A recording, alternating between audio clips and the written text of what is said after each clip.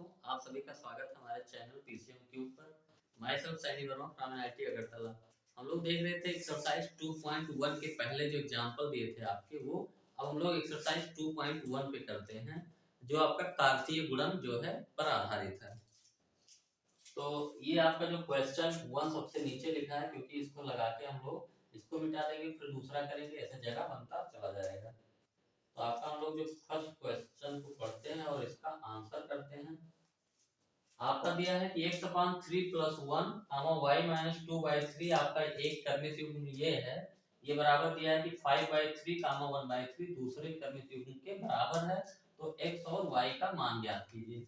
और हम लोग एक चीज जानते हैं कि दो कर्मित युग्म आपके बराबर हैं, मान लेते हैं p, q और ये x y के बराबर है। यदि ऐसा है तो हम लोग इससे क्या कंक्लूजन निकालते हैं कि जो है P बराबर x एंड Q बराबर y होगा। अगर ये जो है दोनों बराबर है तो ये जो पहला कंपोनेंट पहले कंपोनेंट के और दूसरा कंपोनेंट दूसरे कंपोनेंट के बराबर होगा ही होगा। तो हम लोग यहाँ से क्या कर लेते हैं, x अपान 3 प्लस 1 और y माइनस 2/3 इक्वल टू 5/3 और 1/3 ये बराबर है। तो यहाँ से हम लोग क्या कर देंगे, इसका मतलब ये हुआ कि x अपान 3 प्लस 1 इक्वल टू 5/3 और y माइनस 2/3 इक्वल टू आपका क्या आ गया 1/3। तो x अपान 3 आपका यहाँ से आ जाएगा 5/3 माइनस 1, x अपान 3 आपका ये जाएगा 2/3 और x इक्वल टू आपका आ गया 2।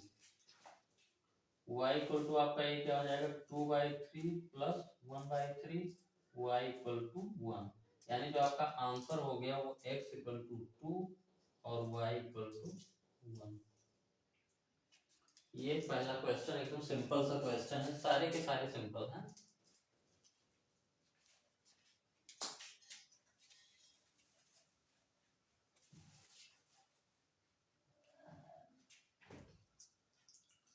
दूसरा क्वेश्चन हम लोग पढ़ते हैं। यदि समुच्चय A में 3 अवयव हैं तथा समुच्चय B बराबर 3, 4, 5 तो A और B के कार्तीय गुणन में अवयवों की संख्या क्या होगी। हम लोग जानते हैं कि दो समुच्चय A और B हैं। अगर A में अवयवों की संख्या P है और समुच्चय B में अवयवों की संख्या Q है, तो A और B के कार्तीय गुणन में जो समुच्चयों की अवयवों की संख्या होती है वो क्या होती है, P इंटू Q। ये आपका जो है टूल है कि अगर हम लोग जानते हैं कि एक सेट A है जिसमें नंबर ऑफ एलिमेंट P है और एक सेट B है जिसमें नंबर ऑफ एलिमेंट Q है। अगर ये है तो number of element in A और B के कार्तीय गुणन में जो अवयवों की संख्या होती है वो क्या होती है, P इंटू Q। इसी से हमारा जो है दूसरे का आंसर आएगा। समुच्चय A में जो है अवयवों की संख्या कितनी है, 3 है, ये आपका गिवन है। और समुच्चय B आपका गिवन है, तो समुच्चय B में अवयवों की संख्या हम लोग गिन के देख लेते हैं कितने एलिमेंट है आपके, 3 है। तो A क्रॉस B में जो अवयवों की संख्या होगी ये क्या होगी आपका P इंटू Q, यानी 3 इंटू 3 इक्वल टू 9। यानी A क्रॉस B में अवयवों की संख्या कितनी होगी, 9 होगी।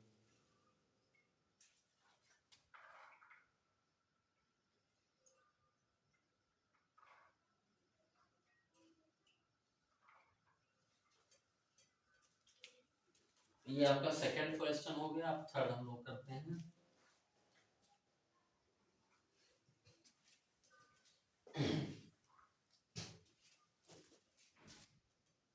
जी आपका एक सेट दिया है जिसके एलिमेंट है 7 और 8 और आपका H एक सेट दिया है जिसके एलिमेंट्स हैं 5, 4, 2।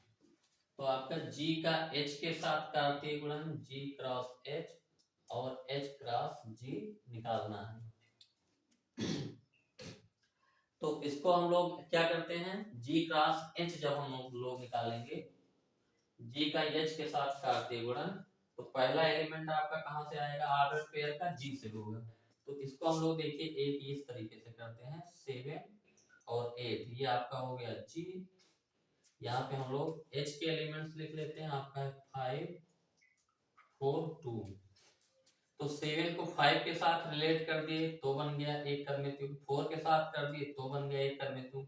फिर 8 को 5 के साथ रिलेट करेंगे तो 1 कर्मेत्युग, 8 को 4 के साथ करेंगे तो 1 कर्मेत्युग, 8 को 2 के साथ करेंगे तो 1 कर्मेत्युग। तो यहाँ से हम लोगों को क्या आ गया 7 5 7 4 7 2, फिर 8 5 8 4 8 2, ये आपका आ गया। और H क्रॉस G यानी H और G का कार्तीय गुणन हमको निकालना है। तो हम लोग अब क्या करेंगे H सेट को पहले लिखेंगे, क्योंकि कर्मित युग्म का पहला कंपोनेंट आपका सेट H से आएगा। तो हम लोग यहाँ पे सेट H लिखते हैं, यहाँ पे सेट G। H सेट आपका क्या है 5 4 2। इनके एलिमेंट्स को हम लोगों ने लिख लिया। इसके एलिमेंट है 7 8।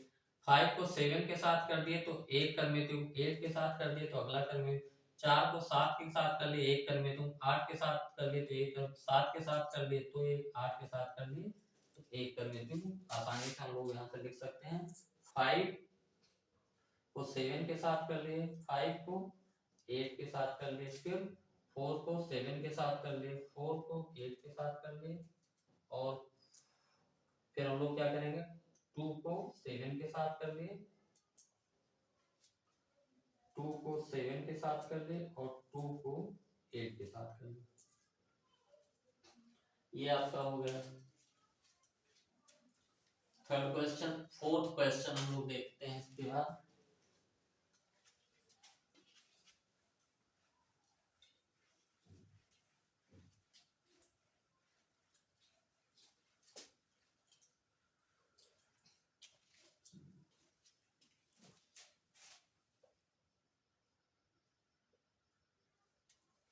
फोर्थ क्वेश्चन में आपका क्या पूछा है कि कौन सा स्टेटमेंट आपका सत्य है और कौन सा स्टेटमेंट आपका असत्य है। फिर उसके बाद ये पूछा है कि अगर असत्य है तो उसको सत्य बना के लिखिए। तो पहला स्टेटमेंट है कि ये दिया है कि P बराबर आपका क्या है MN।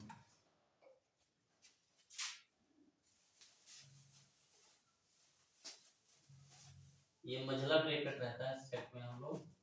P बराबर आपका दिया है M और N एक सेट, और Q बराबर एक सेट आपका दिया है N M एलिमेंट के रूप में है। और इन्होंने कहा है कि तो P और Q का कार्तीय गुणन इन्होंने लिख के रखा है कि M N एक कर्मित युग्म और दूसरा N M कर्मित युग्म, ये लिखा है स्टेटमेंट। तो हम लोग इसको चेक करते हैं क्या ये सही है। अगर P सेट ये है Q ये है तो हम लोग P और Q का कार्तीय गुणन निकालते हैं। तो P और Q का कार्तीय गुणन जो होगा आपका सभी कर्मित युग्मों का समुच्चय जिसका पहला कंपोनेंट P से होगा। तो सेट P से हम लोग M को ले लिए, Q से N को ले लिए तो एक कर्मित युग्म, P से हम M को ही ले रखा है हमने, M इसको ले लिया तो दूसरा कर्मित युग्म। फिर यहाँ से हम लोग पहला कंपोनेंट N ले लिए, N को N के साथ कर लिए, दूसरा कंपोनेंट N को M के साथ कर लिए। तो ये आपका आ गया P और Q का कार्तीय गुणन। लेकिन यहाँ पे केवल दो ही एलिमेंट आपके, दो ही कर्मित युग्म है। तो ये हम लोगों का क्या है कथन आपका असत्य है जो दिया है, और ये सही कथन आपका जो है असत्य है जो कहा है। और P क्रॉस Q जो है यानी P और Q का कार्तीय गुणन ये होगा, यानी ये अब क्या हो गया सही कथन। तो सही कथन क्या हो गया आपका कि A बराबर इतना, B बराबर इतना, तो P क्रॉस Q बराबर इतना, ये आपका सही कथन हो गया आपका। तो हम लोग क्या कहेंगे कि P बराबर MN और Q बराबर NM, तो P क्रॉस Q बराबर इतना होगा। अब ये कथन आपका नीचे जो लिखा है ये कथन आपका सत्य हो गया, और ऊपर लिखा है ये कथन आपका क्या हो गया असत्य है। तो हमने चेक कर लिया कि कथन आपका सत्य है कि असत्य, और फिर अगर असत्य